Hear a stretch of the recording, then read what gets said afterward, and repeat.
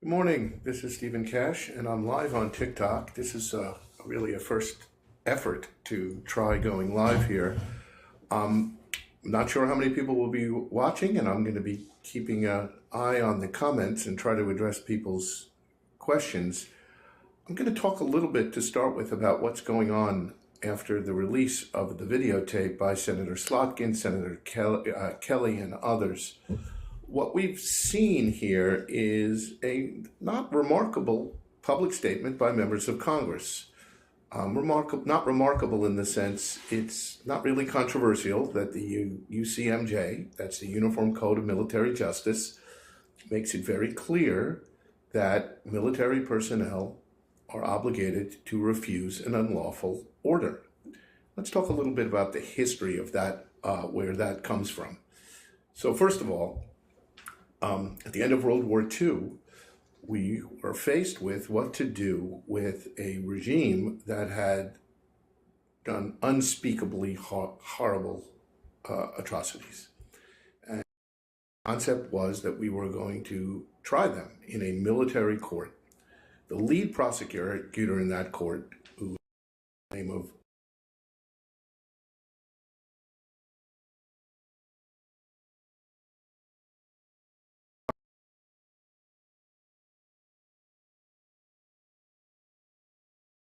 that many of the defendants offered.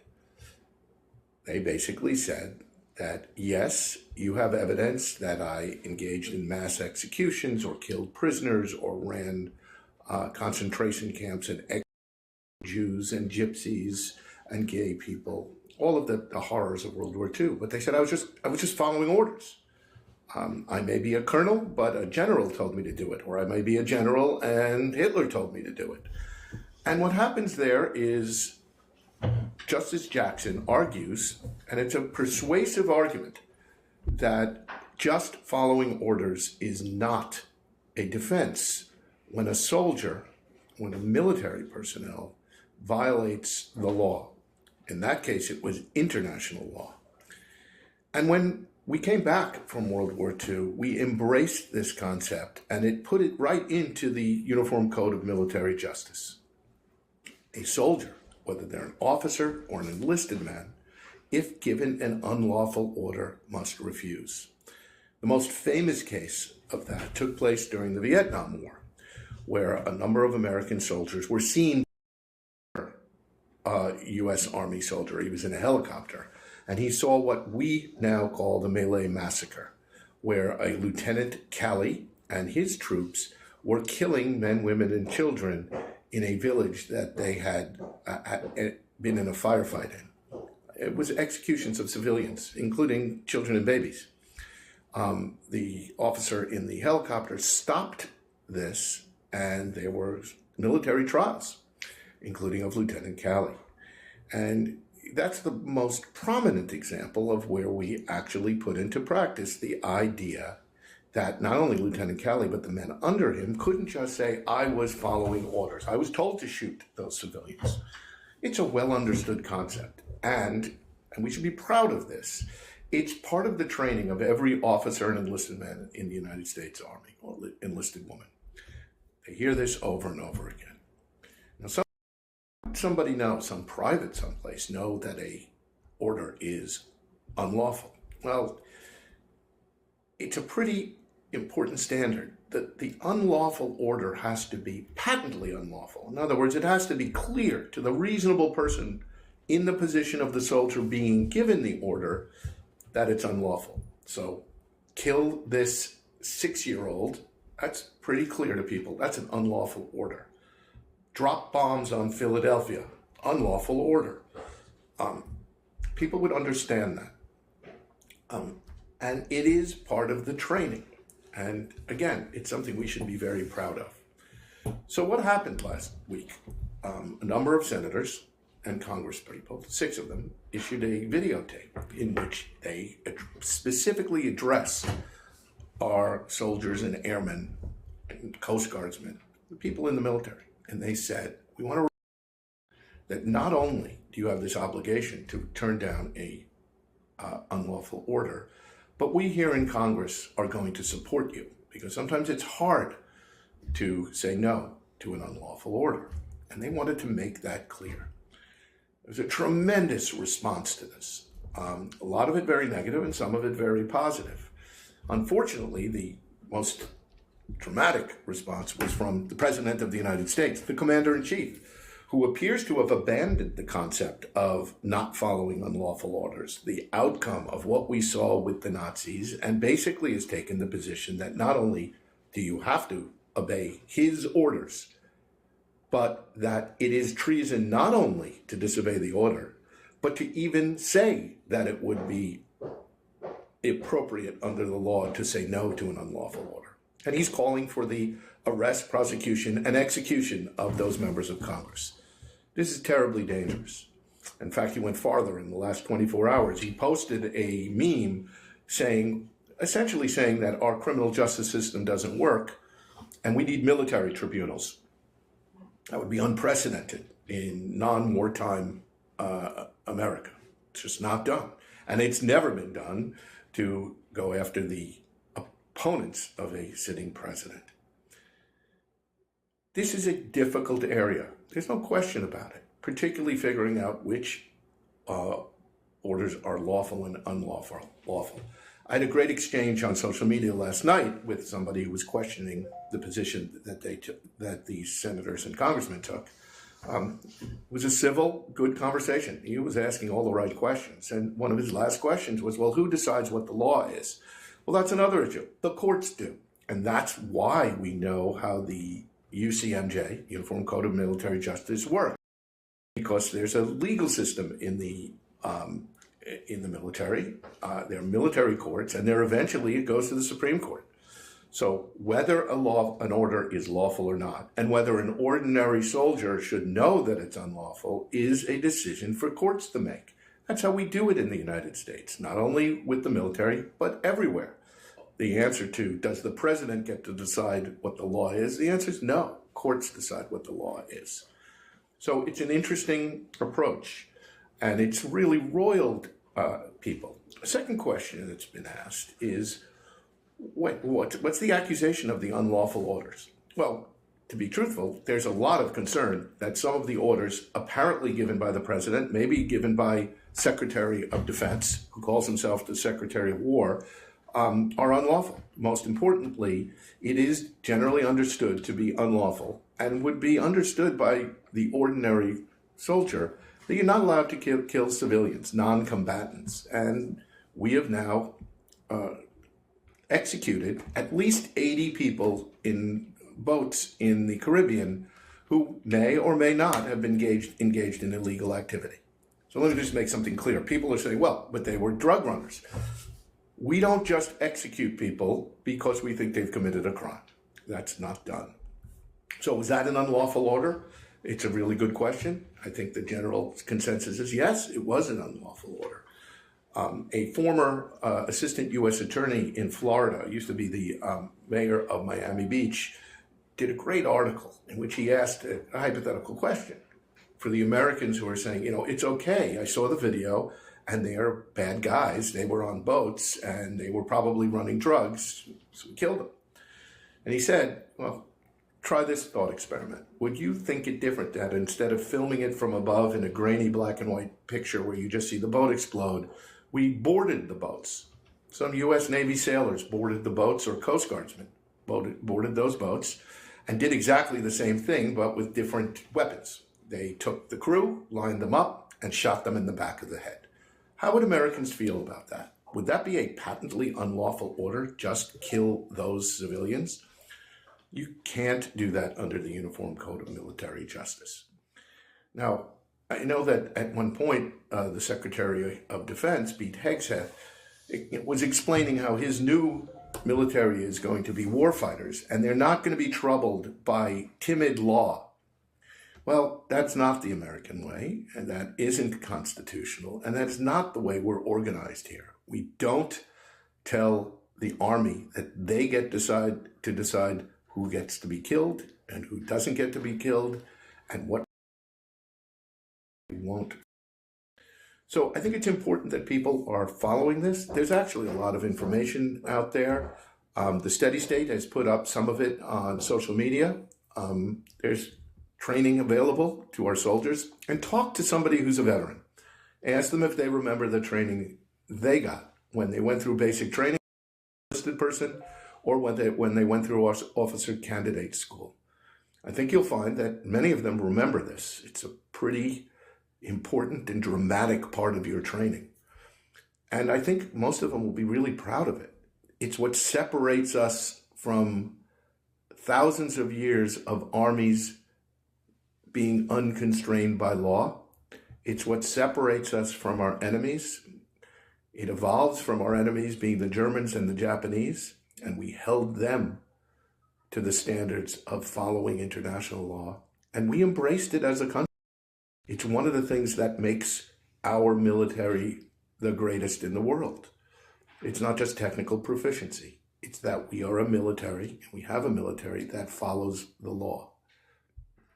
So I would encourage all of you who are listening to me to take a look at what's out there, educate yourself,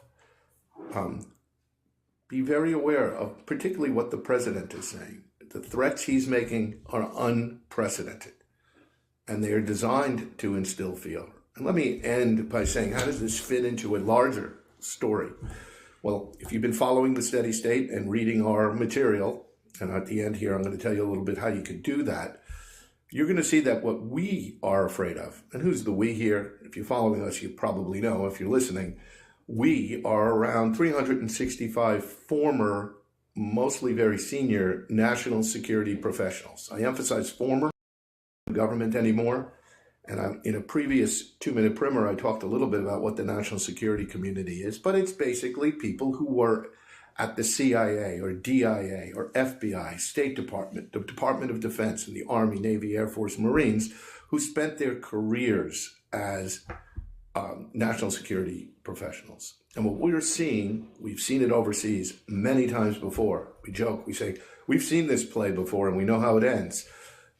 We're seeing a growing authoritarianism, a sense that the president does not believe that the laws apply to him, that we do not have the constitutional structure that involves checks and balances, and that he can do what he wants.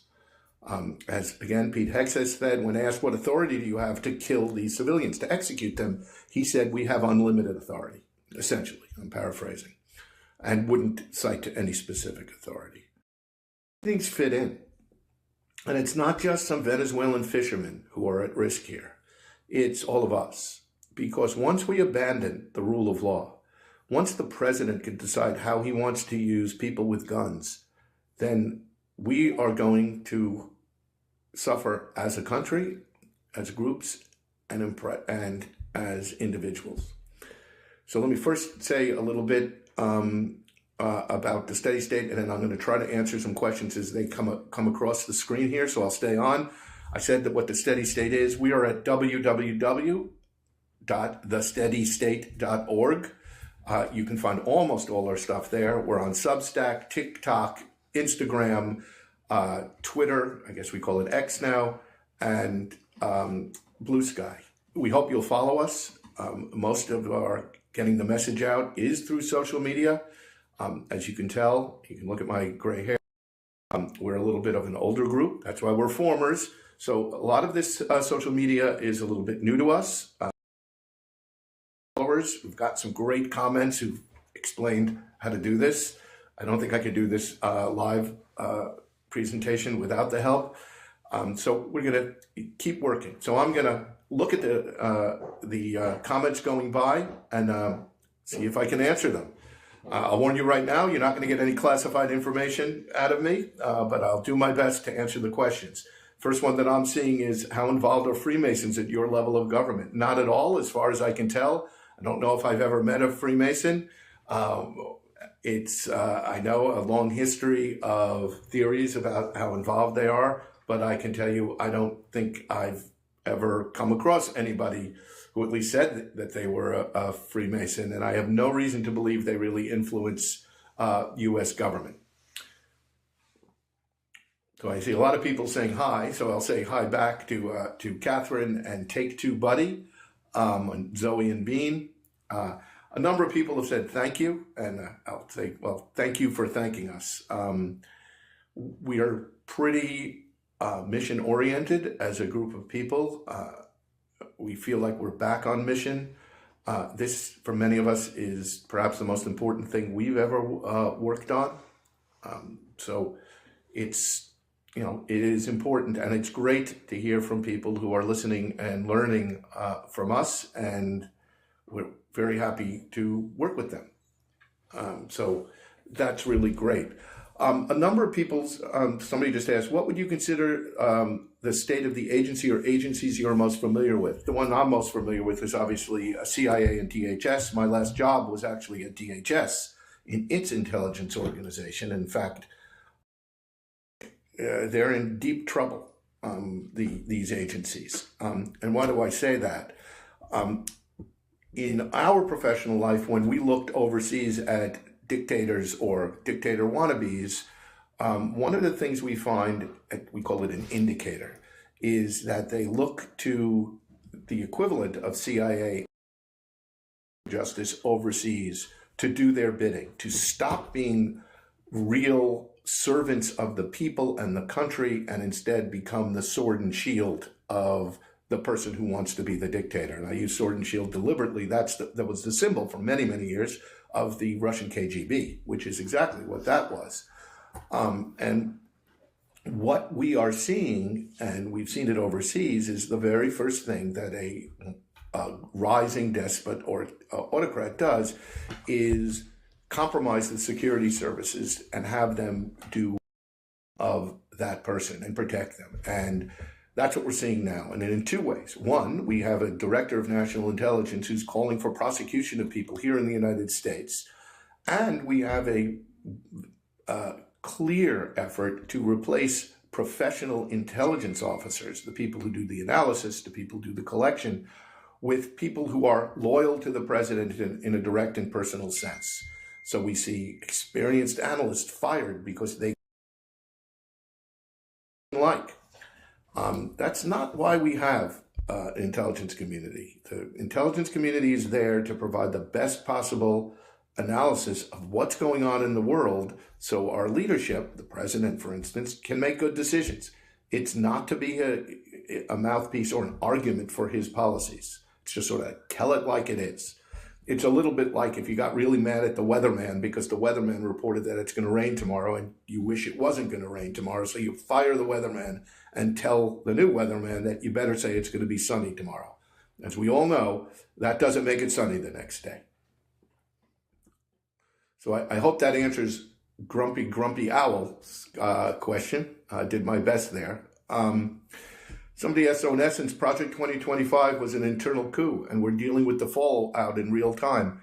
To some extent, that's true. I think if you read Project 2025, I think if we read that overseas 10 years ago in some foreign country, we would be, as intelligence officers, raising alarm bells.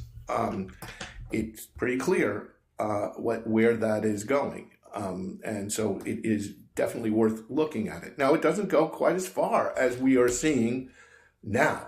The threats of physical violence against enemies of the president, including members of Congress, the idea of states retweeting people who say they should be hung, it's beyond where Project 2025 was.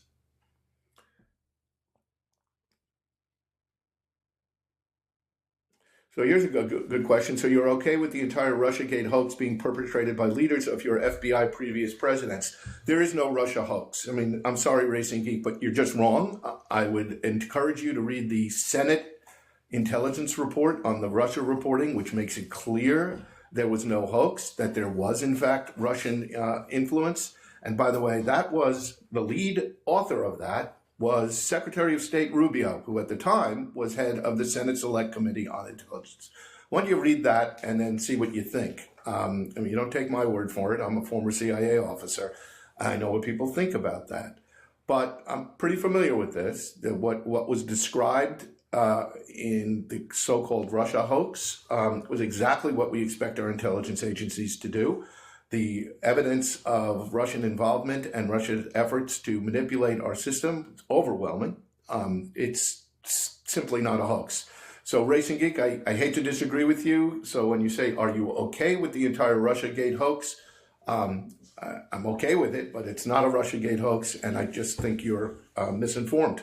But strongly encourage you to read the materials yourself. So Danielle Spinelli, it's not as much a question as a statement. Russian influence is ongoing. Yeah, probably is. I mean, the Russians have always tried to influence the United States. It's not a surprise. It's what we expect. The FBI has been on it for years, and I'm talking 75 years, certainly since the end of World War II. So this is not a surprise to anybody.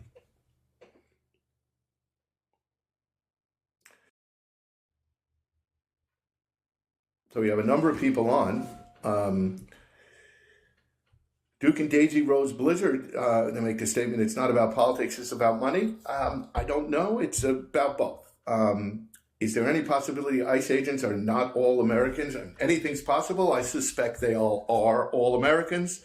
I also suspect that many of the new ICE agents are not meeting the qualifications we'd expect from ICE, or we used to expect from ICE. ICE is important because ICE is being converted from what it was, a very effective and very focused law enforcement organization. I worked very closely with ICE, very good people, when I was at DHS. And it's being converted into a domestic paramilitary organization, and that should scare people. Many of the countries we know that are living under autocracy, Russia, for instance, have at home a Ministry of Interior, and that usually has a paramilitary organization. And ICE is turning into, and may already be that right now. They are outfitted like, they are armed like, they are acting like a paramilitary organization involved in urban conflict, except here in our cities. Sharon asked, I heard that some are or have been involved with IDF, that's the Israeli military. I have not heard that. Nothing's impossible, but I don't know if that is something that's supported by evidence available to anybody.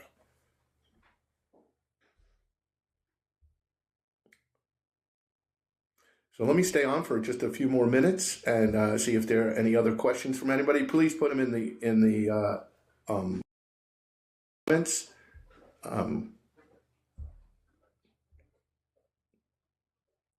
Yes, Sharon said they're now the fourth largest paramilitary in the world. As far as I know, that's correct. And that's something to be worried about. We've never had a domestically focused army.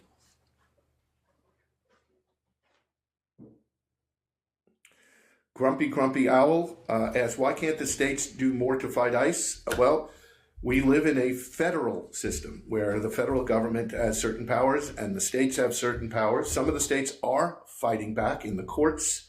That is where they are fighting. But in some ways, the state's ability to stop the federal government is relatively limited. There are some significant pushbacks.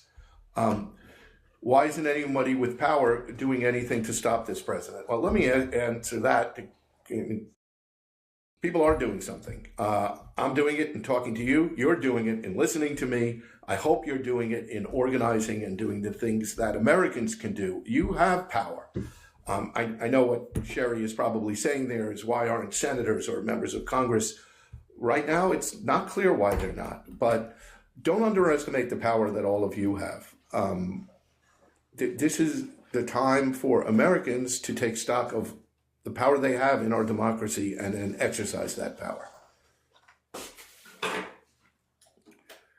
Duke and Daisy Rose Blizzard asks, do you think we will ever have peace? I assume you mean in the entire world.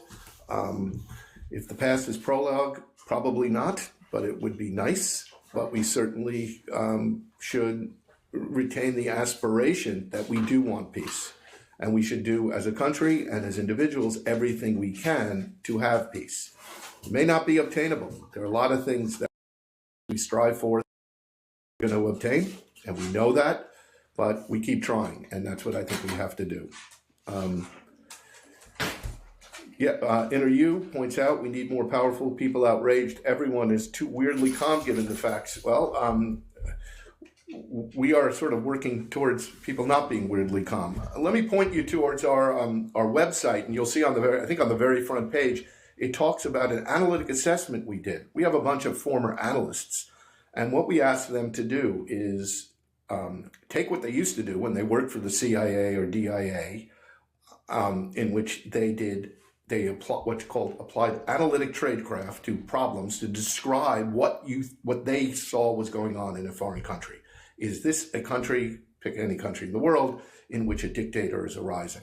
And we asked them to do the same thing, focusing here on the United States. And they did it. They didn't use classified information. None of them worked for the government, for any of the political parties, but they took the analytic tradecraft, what they learned and were trained to do as analysts, and they applied it to us. What they were looking for are, quote, indicators. I put it in quotes because it's a little bit of jargon. And they wrote an assessment, and it looks and feels a lot like what you would see. Go on the dni.gov website. You'll see a few declassified assessments, and we call that also finished intelligence. And it's pretty grim. We're well on our way. So what we're hoping is that document and us talking, including me talking today, will eventually convince people to not be so calm. Now, we should not panic, but we should understand the existential threat that we're facing, and we should do something about it. And before people start running to let's get guns and do coups and things like that, we should be thinking about doing the things that this country's set up to do. Vote, talk, speak. We still have a First Amendment. It's under pressure, but that's what we need to do, and that's what all of you need to do. So I'm going to go another 5 minutes and see if there's any more questions from anybody. But I do want to recommend that you follow us. We live and die on social media, so getting people to follow us is helpful. As I said, this is the first live presentation that we've done. I think we'll try a few more. I'd love to hear in the comments or in messages to us whether this is helpful or not, whether this is worth it. I think we have almost 1,900 people on, I think, but I'm still a little foggy on how to figure out how this whole system works. Do follow us and get yourself prepared to do stuff. And people keep asking me over and over again, which is, what can I do? Again, vote. And I'll add one other thing. We call it the strange bedfellows theory. In the face of an existential threat, there is an obligation that people in our society who, without that threat, would have been adversaries, disagreed on policy issues.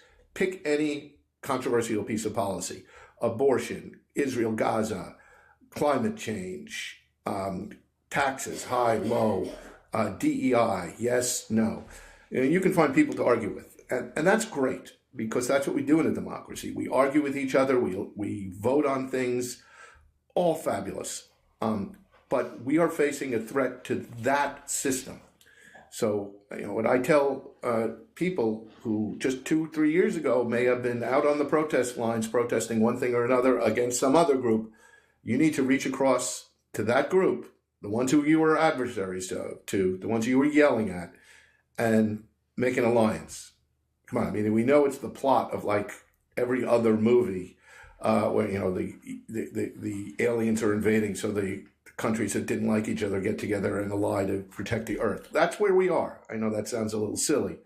But look for people you disagree with and see if you can agree with them that we should preserve democracy, and then see how you can do it together. So let's give it another 2 minutes. I hope this is helpful for people. I hope you'll follow us. We actually do try to answer messages and DMs and all of that thing, although it's a little hard sometimes. We'll do our best. But get smart and read that analytic piece, read our essays, and some of you are going to disagree with us. That's fine. We want to preserve a system in which the people here can disagree with us. So thank you all. I'm going to close this out. We're hitting the 30-minute mark. Thank you so much. It's been a great pleasure.